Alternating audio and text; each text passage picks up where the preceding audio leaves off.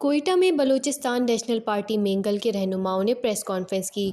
Press conference میں be N P کے senior نائب صدر ایڈوکیٹ ساجد ترین کا کہنا تھا کہ ہم تمام سیاسی جماعتوں، تاجر برادری اور ٹرانسپورٹر حضرات کے مشکور ہیں جنہوں نے کل شٹر ڈاؤن ہڑتال میں ہمارا ساتھ دیا۔ بلوچستان کی تمام سیاسی جماعتوں نے ہمارے مطالبات کی حمایت کی اور دھرنے میں بھرپور شرکت کی۔ ساجد ترین کا کہنا تھا کہ حکومت ہماری آواز سننے کو تیار نہیں بلکہ ہمارے ساتھ پورے مقابلے پر اتری ہوئی ہے۔ بڑی تعداد میں فورسز نے بی این پی کے دھرنے کا محاصرہ کر رکھا ہے جبکہ ہمیں لانگ مارچ کرنے سے بھی روکا جا رہا ہے۔ کل بھی ہمارے ورکرز کو اشتعال دلانے کی کوشش کی گئی جبکہ کل سڑکیں بند کرنے پر ہمارے 100 سے زائد افراد کو گرفتار کیا گیا جن میں کم عمر لڑکے بھی شامل ہیں۔ ساجد ترین نے مزید کہا کہ جب تک ہمارے لانگ مارچ کو کوئٹہ آنے کی اجازت نہیں دی جاتی ہمارا دھرنا جاری رہے گا۔ آج آل پارٹیز کا اجلاس منعقد ہوگا جس میں آئندہ کا لائحہ عمل طے کیا جائے گا۔